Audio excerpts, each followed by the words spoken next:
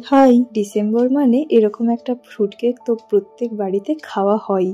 যদি সেই কেকটা নিজেদের হাতে তৈরি করা হয় তাহলে কেমন হয় বলুন তো। আমার দিদিভাই বাড়িতে এসেছে, তো ওকেই একটু রিকোয়েস্ট করলাম, দিদিভাই একটু বানাও না আমার জন্য ফ্রুট কেক। ও কিন্তু বিভিন্ন রকমের কেক বানায়। দিদিভাইয়ের বানানো এই রিচ ফ্রুট কেকটার রেসিপি জাস্ট আমি আপনাদেরকে শেয়ার করছি। কিছুই না, চেলে নেওয়া হয়েছে পরিমাণ মতো ময়দা, পরিমাণ মতো সুজি, আর গ্রাইন্ড করে নেওয়া হয়েছে চিনি। এই তিনটে উপকরণই সমান মেজারমেন্টে রেখেছি, মানে যদি একটা বাটি নেন তাহলে তিনটে পরিমাণই হবে একই রকম।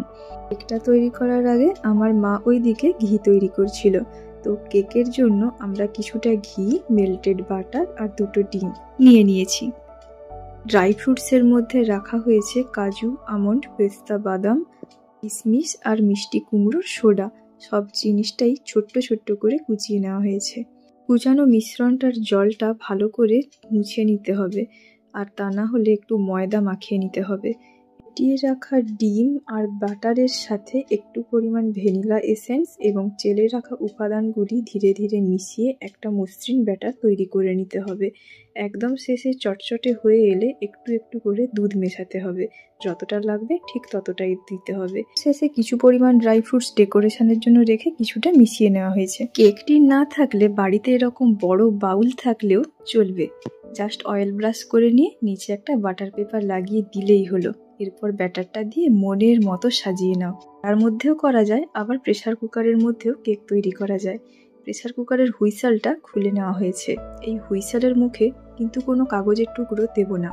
কাগজের টুকরো যদি দেওয়া হয় তাহলে এই লিডটার মুখে অনেক ঘাম জন্মায়, যেটা কাঁচা কেকের উপর পড়তে থাকে আর সহজে কেকটা বেক হতে চায় না। যাই হোক, আমরা দুটো কেক বানিয়েছি। যে পরিমাণ উপকরণ নিয়েছিলাম তাতে টোটাল দুটো কেক বানানো হয়েছে। কোয়ান্টিটির একটু ডিফারেন্স হবে, একটার কোয়ান্টিটি একটু বেশি, একটার কোয়ান্টিটি একটু কম। যেটার কোয়ান্টিটি কম সেটাই আগে বেক হয়ে গেছে, ওই ধরুন 40 মিনিট সময় লেগেছে।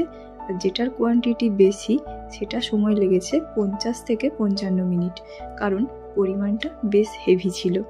অনেক সময় না কেকের উপরের পোর্শনটা দেখলে মনে হয় কেকটা বেক হয়ে গেছে, কিন্তু ভিতরে কাঁচা রয়ে যায়। তাই অবশ্যই কাঁটা চামচ বা টুথপিক দিয়ে একটু চেক করে নিলে ভালো হয়। যাই হোক, আমার দিদি ভাইয়ের বানানো এই রিচ ফ্রুট কেকটা আপনাদের কেমন লেগেছে কিন্তু জানাবেন। আজ তবে চলি, দেখা হচ্ছে কাল।